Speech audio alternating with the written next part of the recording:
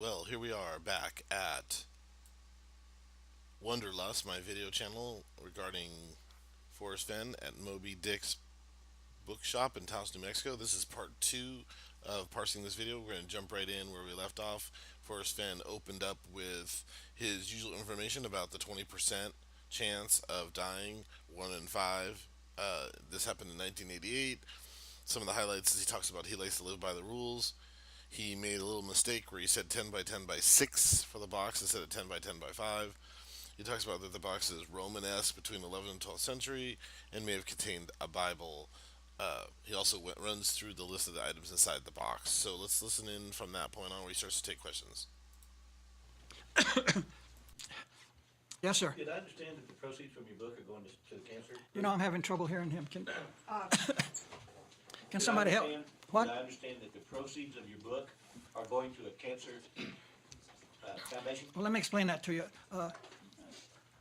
Dorothy Massey at Collected Works Bookstore in Santa Fe owns these books. Jay bought them from Dorothy. The deal I made with Dorothy was that she can have the books, but she has to put 10% of the gross sale aside for a cancer fund.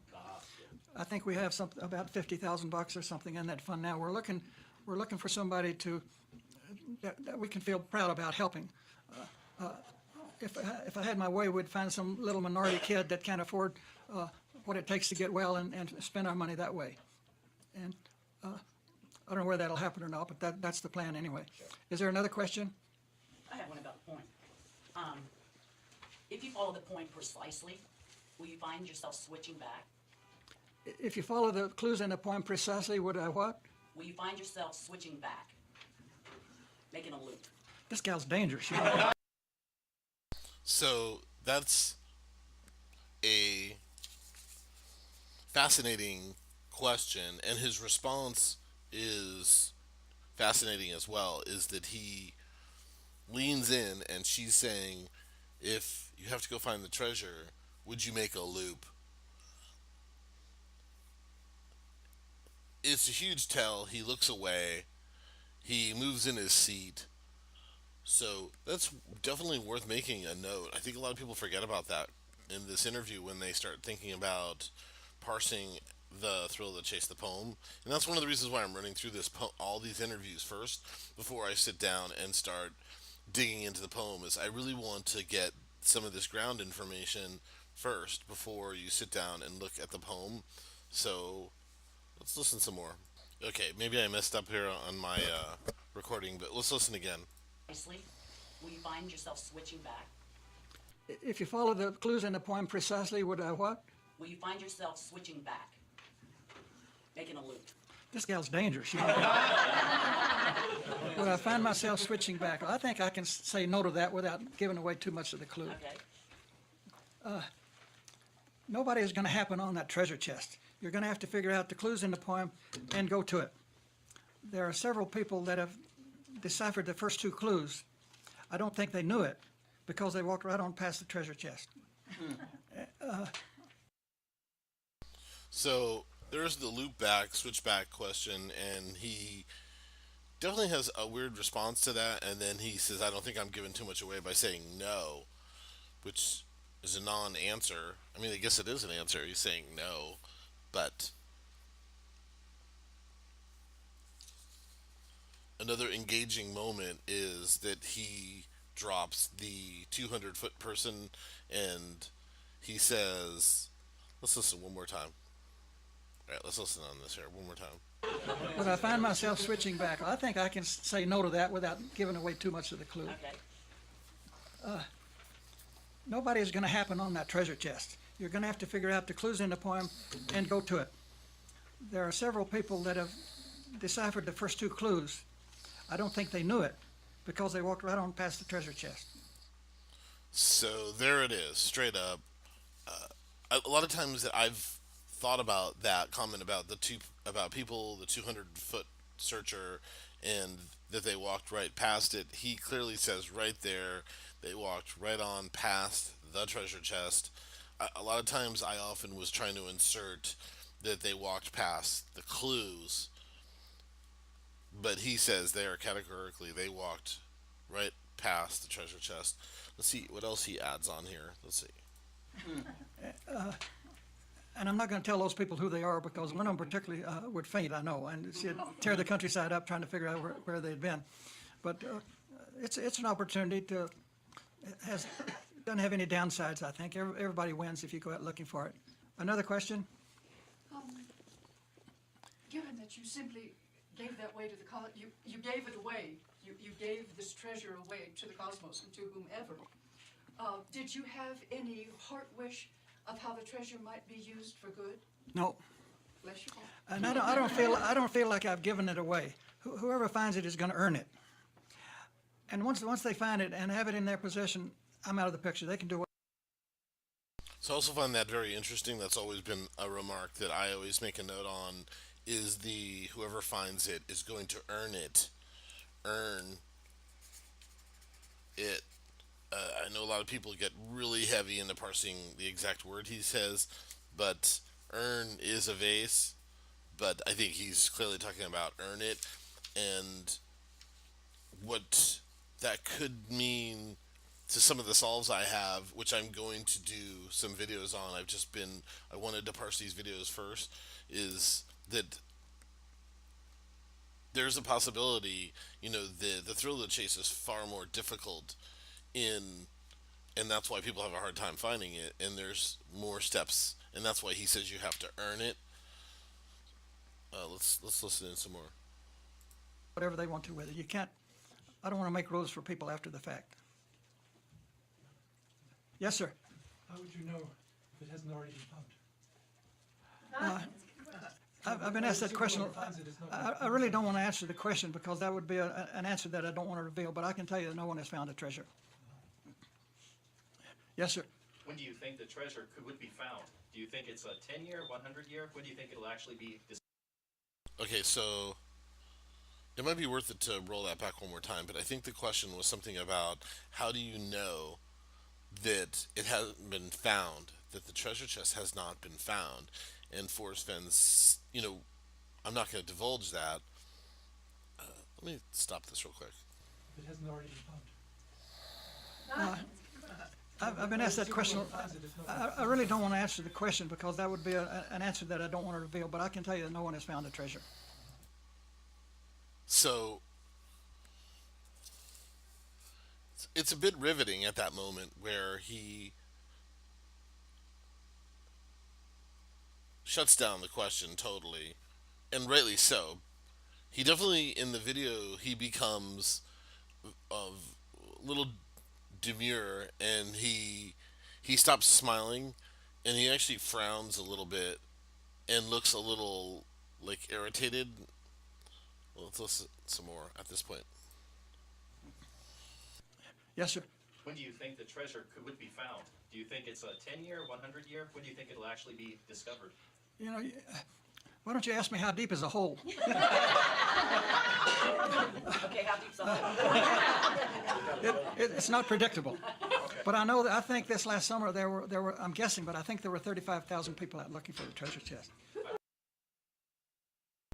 So I've seen other people talk about that too, and that is an interesting response.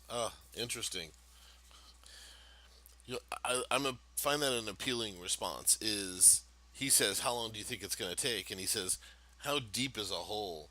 It's like asking me, "How deep is a hole?" Is that a tell? How deep is a hole? Are you telling me that you put the treasure chest in a hole? So I think that is something worth writing down on the notepad about how deep is a hole. I mean, that is almost like its own little riddle in itself. Let's listen some more on Forrest Fenn here. Are you concerned that once it is discovered that your private spot will be exposed to so many people that it will no longer become special? Or There's all kinds of case scenarios. If a person finds it and he doesn't want the IRS to know it, then maybe the spot will never be revealed. But in my opinion, the type of person that's going to find a treasure chest is the type of person that can't keep it quiet. But I'm not worried about that, really. Yes, ma'am. You said that it took you 2 trips to hide the treasure. Did you hide it 2 times, or did you carry it the second time already? I hid the whole thing in one spot, but it took me 2 trips to get to that spot with the weight of those. So this is definitely a fascinating moment in the interview, and I'm going to rerun it and listen to it one more time. In my opinion, the type of person that's going to find a treasure chest is the type of person that can't keep it quiet. But I'm not worried about that really. Yes, ma'am. You said that it took you 2 trips to hide the treasure. Did you hide it 2 times, or did you carry it the second time already? I hid the whole thing in one spot, but it took me 2 trips to get to that spot with the weight of those of the treasure chest. From the car to the spot. Very special spot.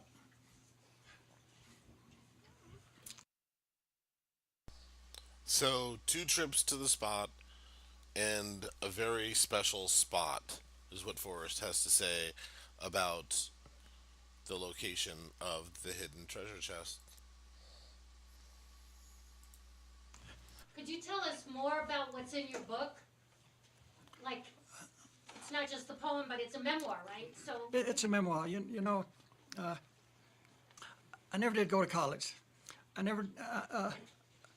I made D's, and I prayed for D's in high school, and nobody ever listened. I graduated because my father was a principal.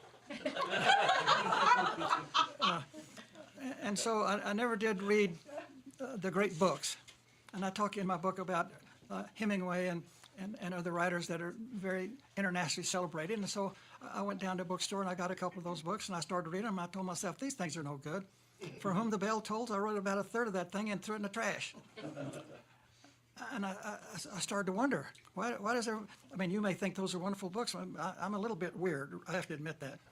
But then J.D. Salinger died. And everybody, Diane Sawyer's talking about how wonderful he was, that he wrote books and put them in the vault so nobody could see them. And I told myself, this is my kind of guy. So I went down and I bought Catcher in the Rye by J.D. Salinger. And I thought I was going to like that book because I'd never heard of the guy. And I said, everybody thinks the book's pretty good. He's nobody, so it must be a pretty good book. So I started reading it, and I read a little bit, and I put it down. I started thinking about it, and I read some more. And it took me about a day and a half to finish that book. And I wasn't ready for it to end when it was over. But I started telling myself, you know, if this is a good book, if Catcher in the Rye is a good book, I can do that. So an appealing part of that little piece of information there that I think is worth pointing out, that I think a lot of people miss, is when he talks about J.D. Salinger, he talks about that J.D. Salinger would write stories and lock them in a vault. And I may have to do some research into what is he talking about, but and then he says in that comment, he says J.D. Salinger locked his books in a vault. He said, and I like that idea. Let's listen more.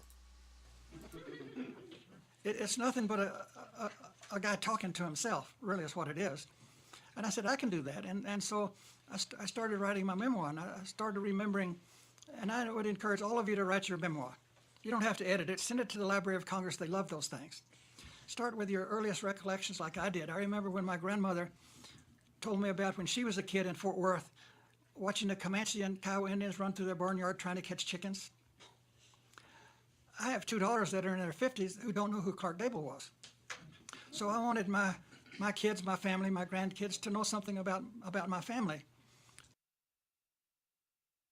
Something about me and my wife and what we've done and where we've been, and kind of a... Okay, so I have to cut this here. I do think a lot of people make a big deal about the Clark Gable and his grandmother watching the Indians chase the chickens. I'm wondering if that's just filler information. It's information or stories he's just trying to convey. I really don't find people are watching Clark Gable movies. I could be wrong. I think it would be the kind of thing where you may want to put a minor note in the edge about Clark Gable. All right, this video is done. Please tune in for the next. Thank you.